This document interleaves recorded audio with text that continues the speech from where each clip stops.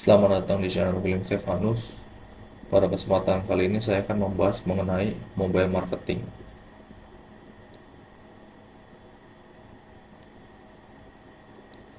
Definisi dari mobile marketing itu sendiri, kalau definisi yang resmi, dari Asosiasi Pemasaran Seluler tentang Pemasaran Seluler atau Mobile Marketing, seperangkat praktik yang memungkinkan organisasi untuk berkomunikasi dan terlibat dengan audiens mereka dengan cara yang interaktif dan relevan melalui dan dengan perangkat atau jaringan seluler apapun. Definisi informal dari pemasaran seluler memulai langkah Anda melalui ponsel. Mengapa harus menggunakan mobile marketing? Yang pertama, pertumbuhan angka pengguna smartphone meningkat. Contohnya di Indonesia sendiri, ada 370,1 juta perangkat seluler yang terkoneksi di Indonesia. Padahal penggunaan ponsel pintar hanya sebanyak 167 juta orang atau 89% dari total penduduk Indonesia. Yang kedua, konsumen tergantung pada smartphone. Contohnya yang dulunya kalau mau belanja harus ke supermarket, tapi karena perkembangan zaman bisa belanja melalui e-commerce. Lalu yang ketiga, penyebaran informasi dengan cepat. Seiring berkembangnya kecepatan internet di Indonesia dan dunia, perusahaan bisa dengan mudah menyebarkan iklan promosi produk mereka secara cepat atau bisa dibilang instan melalui smartphone dengan menggunakan Google Ads, Facebook Ads, TikTok Ads, dan sebagainya.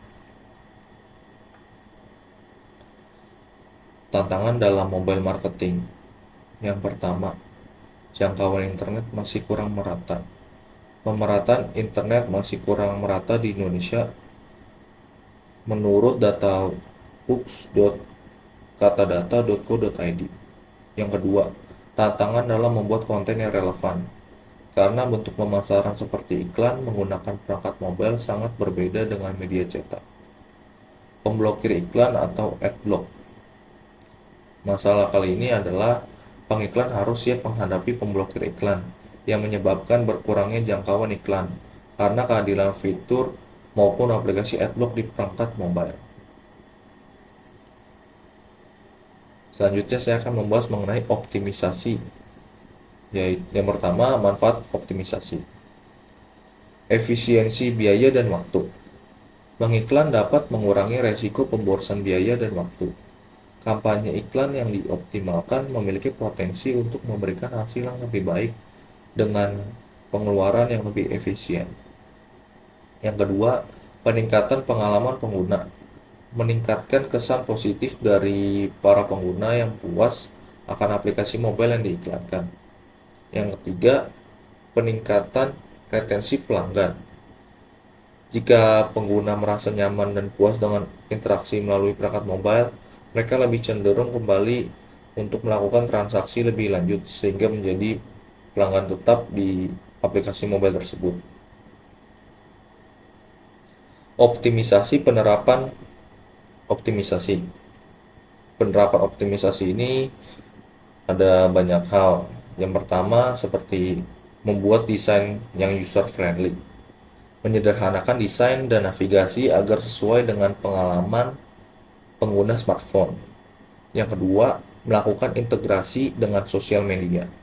Menyertakan tautan yang mudah dibagikan dan diakses di media sosial untuk meningkatkan visibilitas iklan Anda di platform yang digunakan secara luas oleh pengguna mobile. Contohnya TikTok, Instagram, Twitter, Facebook. Lalu yang ketiga, mengimplementasikan teknologi terbaru. Seperti mengadopsi teknologi AR atau augmented reality, VR juga bisa, virtual reality, atau teknologi pengenalan suara untuk memberikan pengalaman yang unik dan inovatif. Tips dalam periklanan seluler. Yang pertama, mempertimbangkan tujuan dari kampanye Anda. Yang kedua, mempertimbangkan mekanisme respons.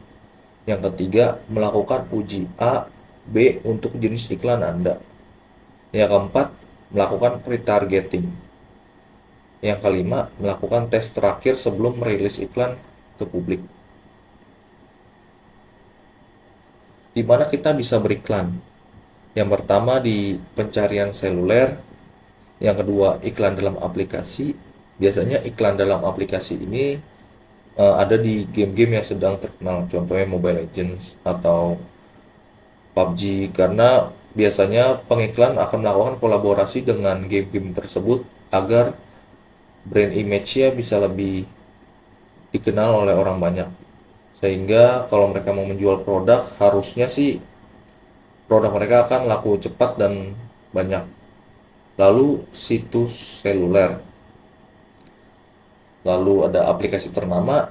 Contoh aplikasi ternamanya tuh Tokopedia bisa, atau blogspot.com bisa, atau aplikasi-aplikasi ternama lainnya. Aplikasi Mungkin aplikasi-aplikasi tentang olahraga pun juga bisa kalau yang terkenal ya. Nah, bedanya apa dengan iklan dalam aplikasi?